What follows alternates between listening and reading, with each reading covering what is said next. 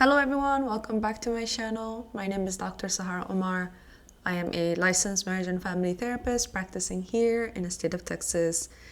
And today's video, I wanted to chat with you guys a little bit more on the concept of accountability, specifically when we're talking about trauma recovery and healing from our pain and the chaos that we experienced growing up. But before we go into accountability, feel free to hit that thumbs up. And also feel free to leave a comment and share this video with other people so that way this information gets out there. It really helps. Thank you guys in advance.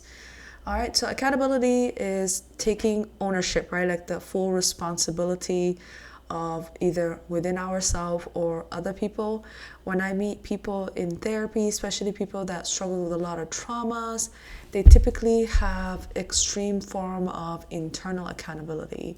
Internal accountability, usually the language is I did this, or I did it's me or my fault. Typically there's a lot more self-blame and shame that the person is carrying, and they are missing the other side of the coin, which is external accountability. External accountability is when we say this person, he or she did hurt me in this way, right? And fill in the blank.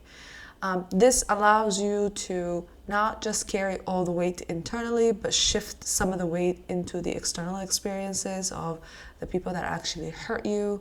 I also meet people who are only on the space of like external accountability. My mom did this, my dad did that, and they lack a little bit more internal accountability. I did this as well. I said this as well. In life, all of us are equally hurting other people and being hurt. Sometimes, yes, maybe the pain that we experience as children is very heavy and very hard to express to other people, and maybe it's not even fair or not comparable to other people.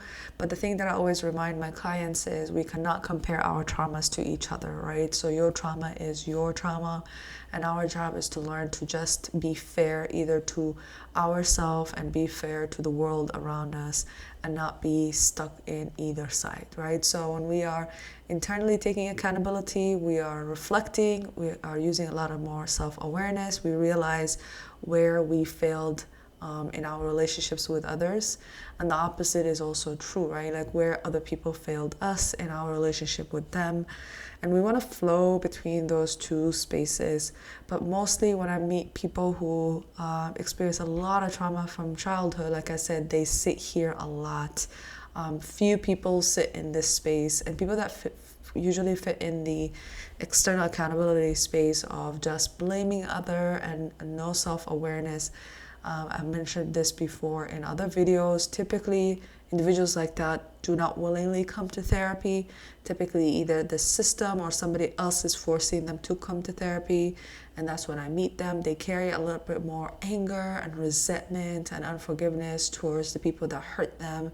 And their brain is missing that piece of information that says, hold on, maybe I as well did things. Maybe I as well said things to others. And I can see how I could be also contributing to the previous chaos that I experienced even as an adult, right? And also the opposite as well too, right? Like when I meet people who are sitting in that internal accountability more, typically they struggle with a lot more anxiety, depression, self-deprecating behavior, like self-sabotaging behavior, and not realizing, no, you are not at fault for the things that happened to you. The people around you were not self-aware, they were not healed, and that's not okay. So this person usually, we're challenging them to experience a little bit more anger so that way they can use external accountability and hold the people that hurt them accountable.